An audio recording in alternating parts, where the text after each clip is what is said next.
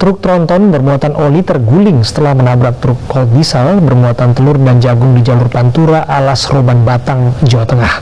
Diduga kecelakaan disebabkan sopir truk tronton yang mengantuk.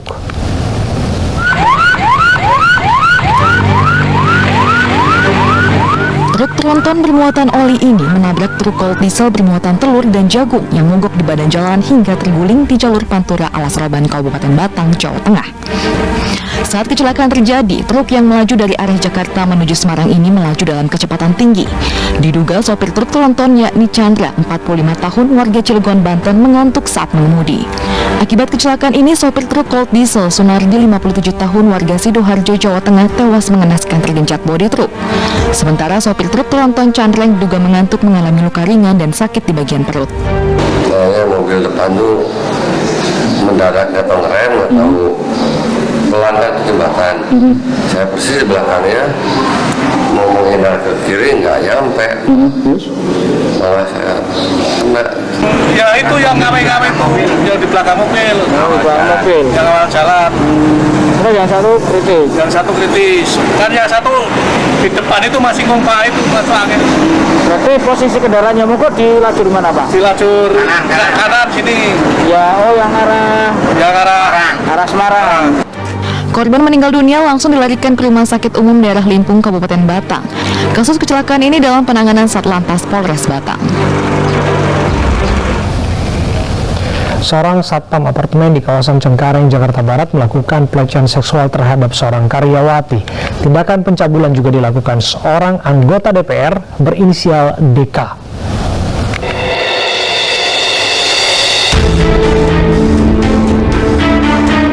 Kamera pengawas di salah satu ruangan apartemen di kawasan Cengkareng, Jakarta Barat merekam aksi seorang satpam yang melakukan pelecehan seksual terhadap seorang karyawati yang sedang bekerja. Polisi masih mendalami kasus pelecehan seksual tersebut karena pelaku masih dalam pengejaran.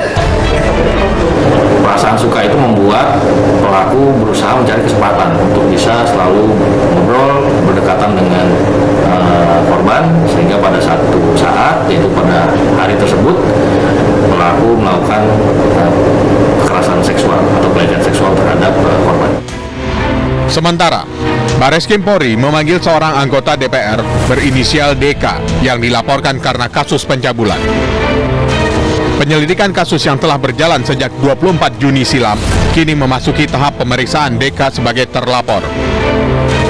DK dilaporkan melakukan pencabulan di 3 lokasi, yaitu Jakarta, Semarang, dan Lamongan. Mahkamah Kehormatan Dewan akan melakukan pengecekan secara formil terkait aduan tersebut. MKD DPR juga akan memberikan sanksi pemecatan jika DK terbukti melakukan pencabulan. Pemirsa, sidang kasus pencabulan dengan terdakwa MSAT alias Beci hanya akan dihadiri oleh 1 orang saksi. Korban-korban lainnya disebut menarik diri karena mendapatkan intimidasi.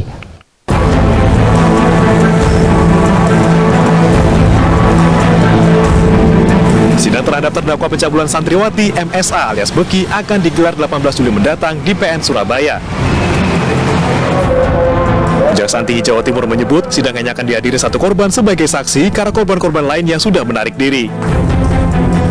Di sini yang bisa kita jadikan saksi sebagai korban dari hasil pemekasan di penyidik hanya 1, Pak. Karena yang lain menarik diri dan dari awal hanya betul-betul bisa diproses, ada pembuktiannya dari buktinya dan ada keterangan ahli yang mendukung dari kesaksian korban, sehingga yang bisa dijadikan dalam perkara hanya 1. Dan itu kebetulan sekali yang bersangkutan sudah dikeluarkan dari Ponpes, jadi dia punya keberanian untuk mengungkap semuanya.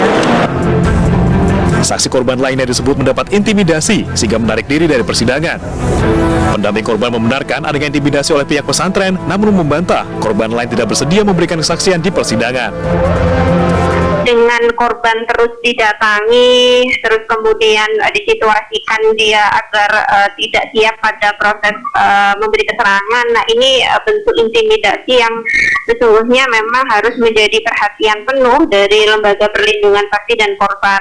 Yang jelas ada 1 pelapor gitu kan, terus kemudian ada banyak saksi yang dia akan menguatkan keterangan untuk proses pembuktian di persidangan. gitu. Jadi mungkin pemberitaan yang beredar semua saksi mundur dan lain sebagainya itu kami luruskan tidak benar. Namun di sisi lain, pihak pesantren membantah ada intimidasi yang dilakukan terhadap para korban. Saya pastikan santri-santri tidak ada. Kita di sini diajari oleh Kiai Muhammad Mokhtar Mukti, yaitu dengan santun, dengan silaturahmi, dengan sodako, dengan cinta tanah air. Ini kan torekoh. Ya, torekoh itu mengajarkan untuk orang ingat kepada Allah, kepada Tuhan yang Maha Esa. Tidak mungkin itu dilakukan oleh santri-santri kami. Pesantren Siddiqiyah di Jombang, Jawa Timur tengah menjadi sorotan publik imbas kasus dugaan pencabulan yang dilakukan oleh anak pimpinan Ponpes tersebut.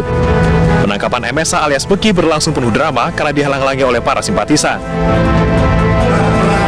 Belum selesai proses hukum MSA, publik kemudian dihebohkan dengan orasi yang dilakukan pihak Ponpes yang seakan mengajak berperang.